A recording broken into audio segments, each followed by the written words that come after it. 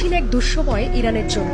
Helicopter বিধ্বস্ত হয়ে প্রাণ হারিয়েছেন প্রেসিডেন্ট, পররাষ্ট্রমন্ত্রী সহ কয়েকজন ঊর্ধ্বতন কর্মকর্তা।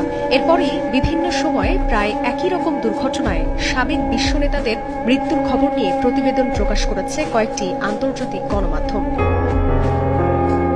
তুরস্কের বার্তা সংস্থা আনাদোলুর খবর, 1936 সালে তৎকালীন সুইডিশ প্রধানমন্ত্রী আরভিড লিন্ডম্যানকে বহনকারী উড়োজাহাজ ঘন কুয়াশার মধ্যে চলাচলের সময় বিধ্বস্ত হয়। এতে নিহত হন লিন্ডম্যান। 1940 সালে দুর্ঘটনায় নিহত হন প্যারাগুয়ের তৎকালীন প্রেসিডেন্ট মার্শাল হোসে ফেলিক্স।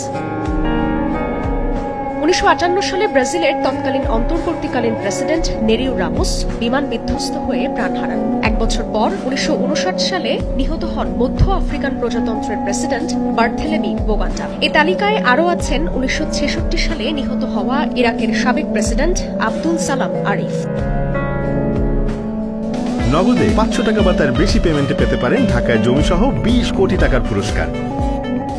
1980 সালে পর্তুগিজ সাবেক প্রধানমন্ত্রী ফ্রান্সিসকো সা কার্নেইরো এবং প্রতিরক্ষা মন্ত্রী অ্যাডেলিনো আমারো দা কস্তাকে বহনকারী উড়োজাহাজ রাজধানী লিসবনে টেক অফের পর বিধ্বস্ত হয়। পরের বছর ইকুয়েডরের তৎকালীন প্রেসিডেন্ট জেইমে রোলজোস আগুইলেরো এবং প্রতিরক্ষা মন্ত্রী major general Marco Sobia Martinez পেরুর সীমান্তের কাছে দুর্ঘটনায় প্রাণ হারান।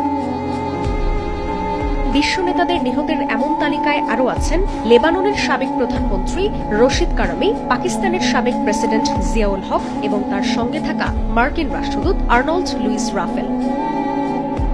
জান্নাতুল সাদিয়া, সময় সংবাদ।